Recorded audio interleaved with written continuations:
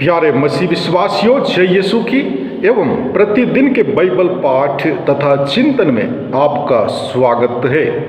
आज का पहला पाठ कलोसियों के नाम संत पौलुस का पत्र अध्याय 1 पद संख्याएं 24 से अध्याय 2 के पद संख्याएं 3 तक से लिया गया है। वचन कहता है, इस समय मैं आप लोगों के लिए जो कष्ट पाता हूं उसके कारण प्रसन्न हूं। मसीह ने अपने शरीर अर्थात कलीसिया के लिए जो दुख भोगा है उसमें जो कमी रह गई है मैं उसे अपने शरीर में पूरा करता हूं। मैं ईश्वर के विधान के अनुसार कलीसिया का सेवक बन गया हूं, जिससे मैं आप लोगों को ईश्वर का वह संदेश, वह रहस्य सुनाऊं जो युगों तथा पीढ़ियों तक गुप्त रहा और अब उसके संतों के लिए प्रकट किया गया है। ईश्वर ने उन्हें दिखलाना चाहा कि गैर यहूदियों में इस रहस्य की कितनी महिमामय समृद्धि है। वह रहस्य यह है कि मसीह आप लोगों के बीच है और उनमें आप लोगों की महिमा की आशा है। हम उन्हीं मसीह का प्रचार करते हैं, प्रत्येक मनुष्य को उपदेश देते और प्रत्येक मनुष्य को पूर्ण ज्ञान की शिक्षा देते हैं, जिससे हम प्रत्येक मनुष्य को मसीह से पूर्णता तक पहुंचा सकें। इस उद्देश्य की पूर्ति के लिए मैं उनके सामर्थ्य से, जो मुझ में प्रबल रूप से क्रियाशील है, प्रेरित होकर कठिन परिश्रम करते हुए संघर्ष में लगा रहता हूं। मैं चाहता हूं कि आप यह जानें कि मैं आप लोगों के लिए लौदीकिया के विश्वासियों और उन सबों के लिए जिन्होंने मुझे कभी नहीं देखा कितना कठोर परिश्रम करता रहता हूं, जिससे वे हिम्मत न हारे, प्रेम की एकता में बंधे रहें, ज्ञान की परिपूर्णता प्राप्त करें और इस प्रकार ईश्वर के रहस्य के मर्म तक पहुंच जाएं। वह रहस्य है मसीह, जिनमें प्रज्ञा तथा ज्ञान की संपूर्ण निधि निहित है। प्रभु की वाणी। ईश्वर को धन्यवाद। और आज का सुसमाचार पाठ संत लूकस के अनुसार पवित्र सुसमाचार अध्याय 6 पद संख्याएं 6 से 11 तक से लिया गया है। वचन कहता है, किसी दूसरे विश्राम के दिन ईसा सभागृह जाकर शिक्षा दे रहे थे। वहां एक मनुष्य था जिसका दायां हाथ सूख गया था। शास्त्री और फरीसी इस बात की ताक में थे कि यदि ईसा विश्राम के दिन किसी को चंगा करे तो हम उन पर दोष लगाएं। ईसा ने उनके विचार जानकर सूखे हाथ वाले से कहा, उठो और बीच में खड़े हो जाओ। वह उठ खड़ा हो गया। ईसा ने उनसे कहा, मैं तुमसे पूछता हूं, विश्राम के दिन भलाई करना उचित है या बुराई, जान बचाना या नष्ट करना? तब उन सबों पर दृष्टि दौड़ाकर उन्होंने उस मनुष्य से कहा, अपना हाथ बढ़ाओ। उसने ऐसा ही किया और उसका हाथ अच्छा हो गया।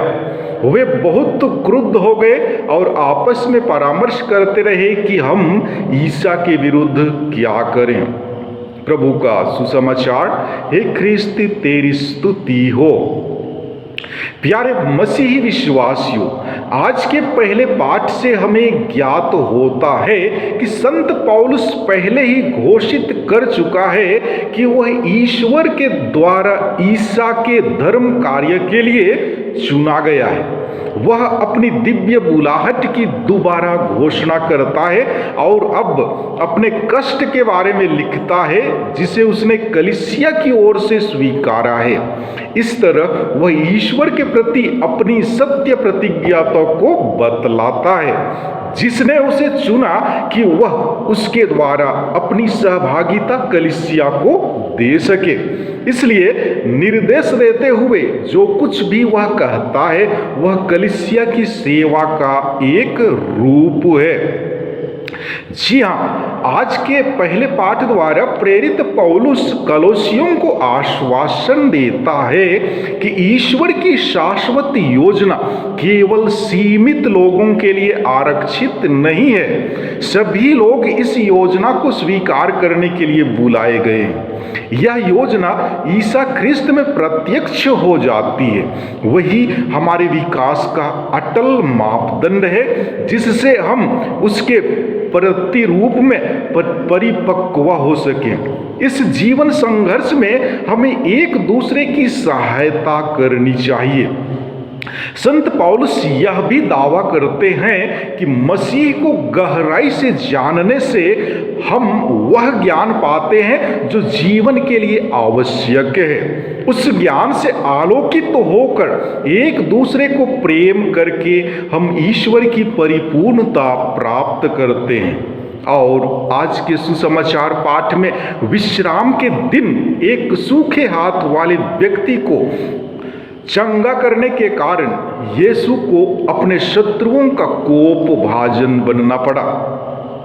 विश्राम दिवस का क्या मतलब है और इस दिन किन चीजों की पाबंदी है, इसे समझने की आवश्यकता है। सृष्टि कथा में कहा गया है कि ईश्वर ने सातवें दिन को आशीर्वाद दिया और उसे पवित्र माना, क्योंकि उस दिन उसने सृष्टि का समस्त कार्य समाप्त कर विश्राम किया था। सर्वप्रथम विश्राम दिवस पवित्र दिन है। अपने दैनिक कार्यों को छोड़कर हमें ईश्वर की उपासना और दूसरों की सेवा के लिए समय देने का अवसर है।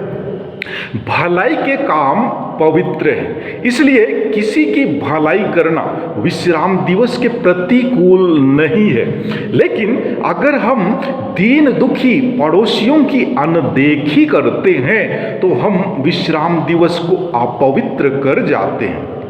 प्यारे भाइयों एवं बहनों, रविवार या विश्राम दिवस के बारे में कुछ लोगों की धारणा है कि रविवार को कुछ भी नहीं करना चाहिए, क्योंकि उस दिन ईश्वर ने आराम किया और यीशु मृतकों में से इसी दिन जी उठे।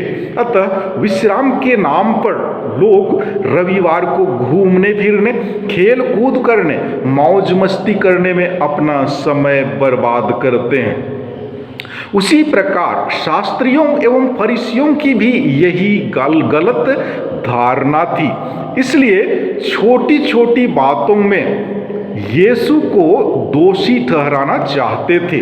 कहा जाता है कि खाली मन शैतान का अड्डा है। बिना काम के खाली दिन लोगों को सुस्ती और पथभ्रष्ट बना देता है। वास्तव में रविवार का मतलब है कि उस दिन हम धार्मिक रीति रस्म, पूजा पाठ, मनन चिंतन एवं भलाई के कार्यों में भाग लें। रविवार के दिन यदि हम गिरजा से लौटकर जरूरतमंदों की सहायता करें, भलाई के कार्यों में दिन बिताएं तो बहुत अच्छा है। इसलिए यीशु ख्रिस्त विश्राम के दिन भी लोगों को चंगाई देकर उनकी भलाई करते हैं। वास्तव में यीशु ख्रिस्त विश्राम दिवस का स्वामी है। नियम मनुष्य की भलाई के लिए है, बुराई के लिए नहीं। यदि मनुष्य द्वारा बनाया गया नियम उसके लिए हितकर ना हो तो उसे सुधारा जा सकता है। प्यारे भाइयों एवं बहनों, आज के सुसमाचार पाठ को अच्छी तरह से समझने के लिए प्रभु यीशु के प्रश्न को ध्यान देना अत्यंत आवश्यक है।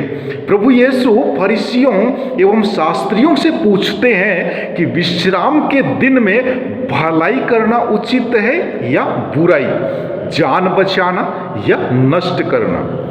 यीशु एक व्यक्ति के प्रति भलाई करने और उसके जीवन को बचाने की कोशिश कर रहे थे। इसके विपरीत फरीसी और शास्त्री उस व्यक्ति की हानि करने और उसको नष्ट करने की धुन में थे। कोई भी कानून जो व्यक्ति को भलाई करने या किसी को बचाने की अनुमति नहीं देता है, वह अच्छा कानून नहीं हो सकता है। विश्राम के दिन का नियम बुराई करने या किसी व्यक्ति को नष्ट करने के लिए नहीं है, किंतु उसका उद्देश्य व्यक्ति की भलाई करने और उसे बचाने के लिए है। यीशु ने सूखे हाथ वाले रोगी को चंगा किया क्योंकि उसे चंगा होने की जरूरत थी। उनकी स्थिति ऐसी थी कि उस पर दया और सहानुभूति दिखाना चाहिए। ईश्वर के नियमों में दया और सहानुभूति निहित है। यीशु ने इसको फिर से स्थापित किया और उसकी पूर्ति की। यीशु का कार्य हमारे लिए एक आदर्श होना चाहिए।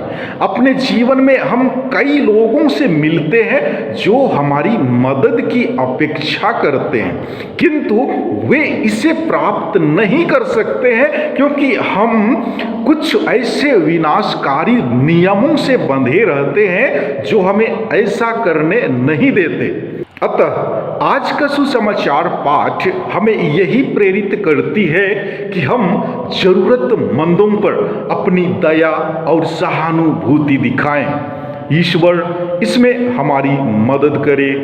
आमीन।